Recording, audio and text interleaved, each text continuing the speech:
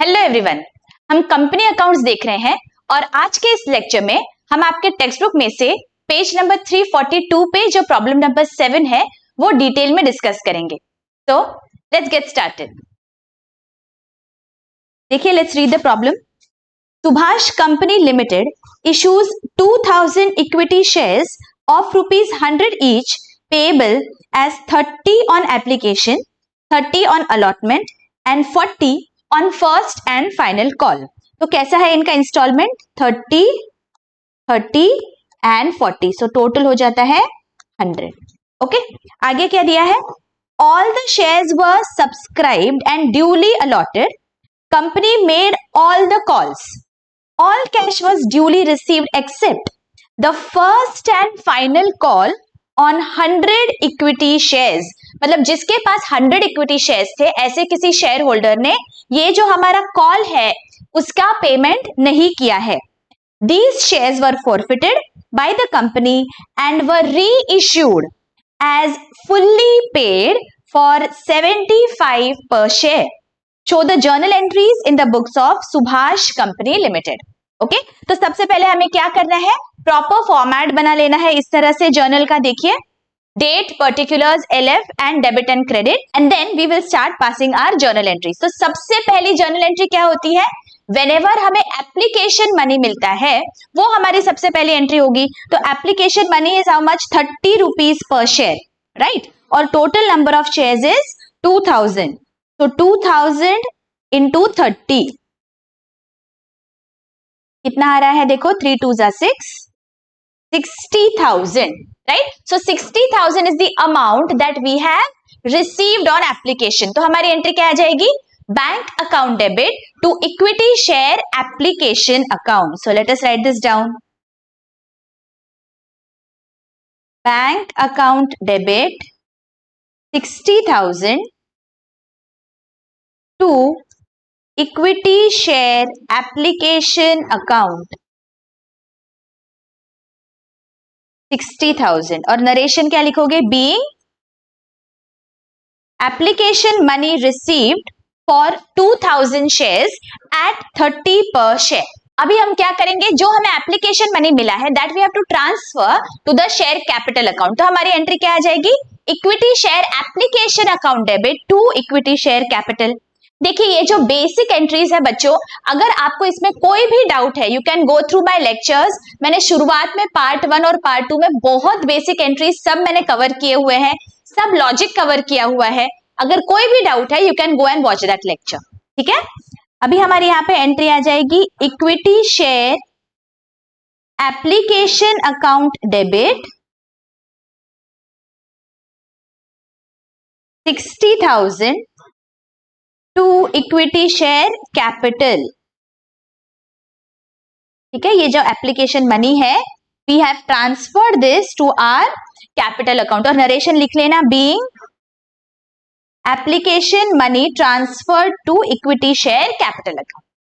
Okay, अभी second entry क्या होती है?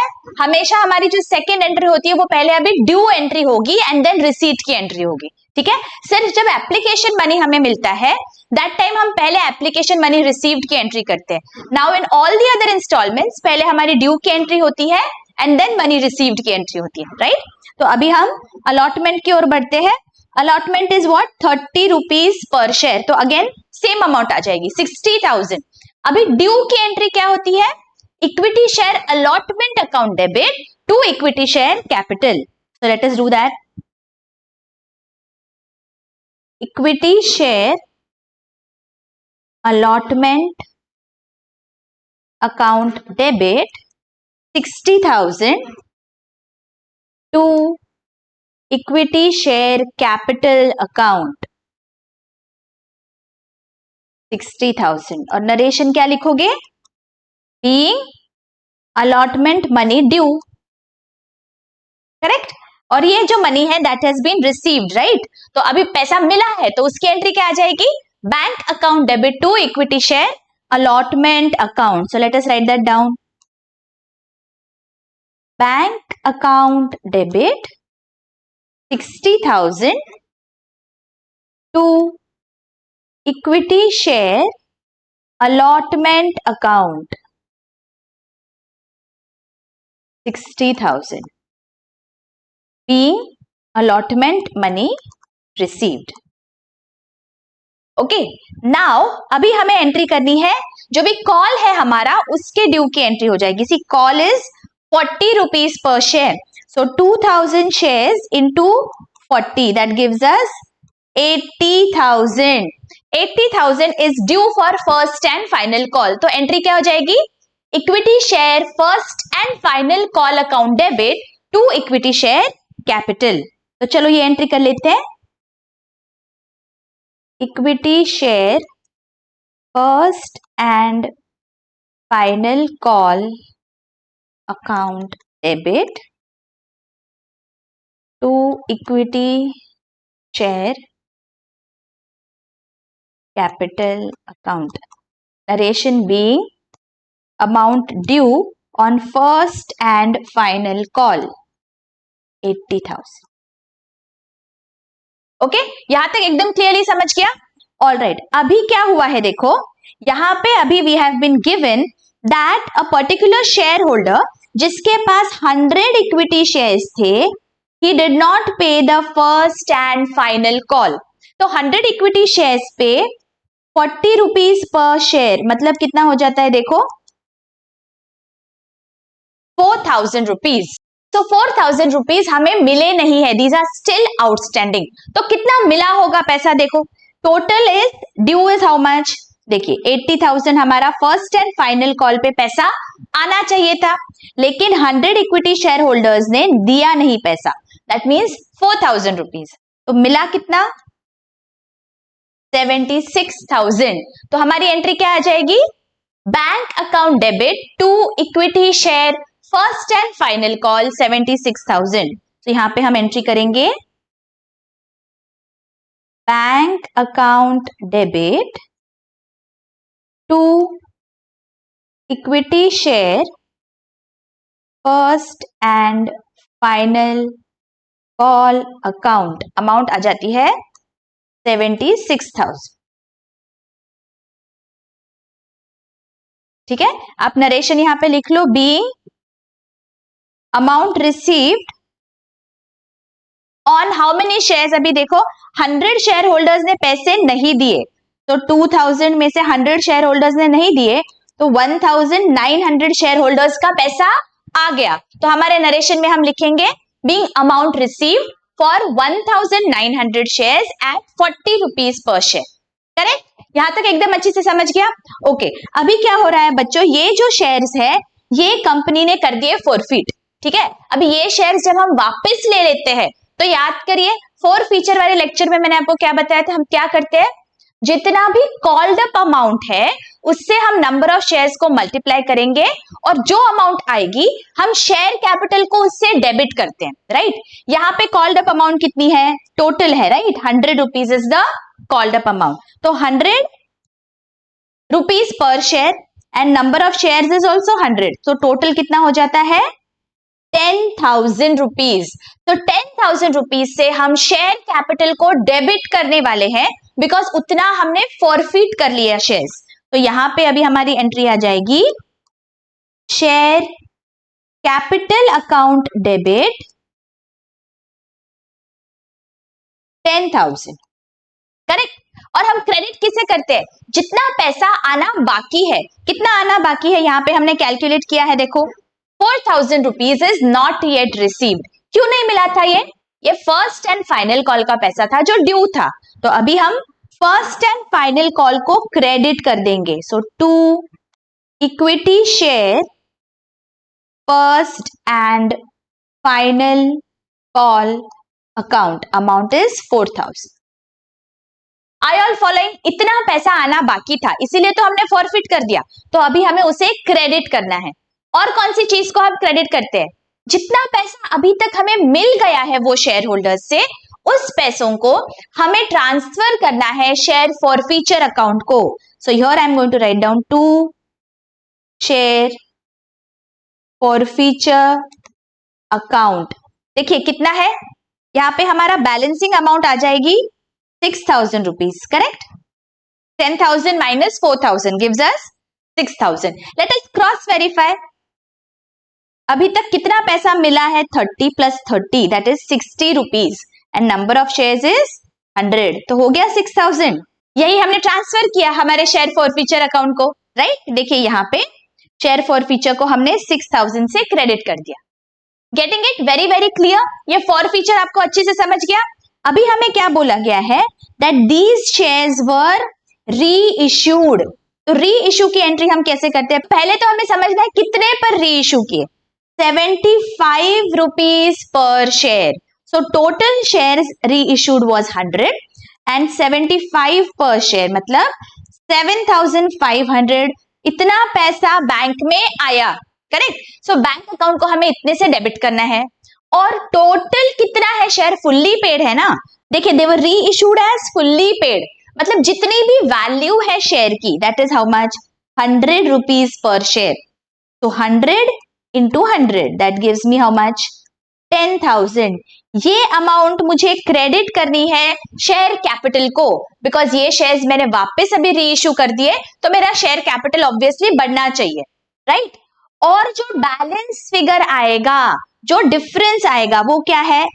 10,000 के शेयर्स मैंने 7,500 में बेचे हैं. तो जो मेरा नुकसान हुआ है यहाँ पे, that I am going to transfer to which account? याद करिए रीइश्यू ऑफ शेयर्स में मैंने क्या बताया था? This I am going to transfer to share forfeiture account. ठीक है, तो let us pass this entry. Bank account debit 7,500 to equity share capital account 10,000 and जो भी डिफरेंस है 2,500 का मुझे शेयर फॉरफीचर अकाउंट को ट्रांसफर करना है. तो शेयर फॉरफीचर अकाउंट डेबिट हो गया मेरा डेबिट और क्रेडिट साइड टैली. ऑलराइट, अभी क्या करना बाकी है? नरेशन आप लिख लेना. ओके, अभी क्या करना बाकी है? अभी हमें करना है जो भी शेयर फॉरफीचर अकाउंट का बैलेंस है वो हम क्या करते हैं? हम वो ट्रांसफर कर देते हैं कैपिटल रिजर्व में.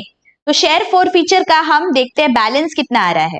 यहाँ पे हमने शेयर फॉरफीचर को 6,000 से क्रेडिट किया था, right, in this entry.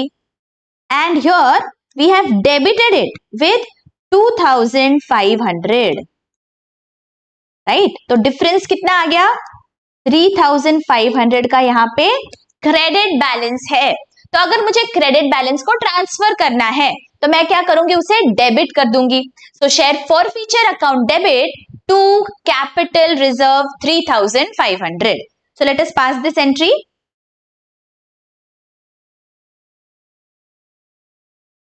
Share forfeiture account debit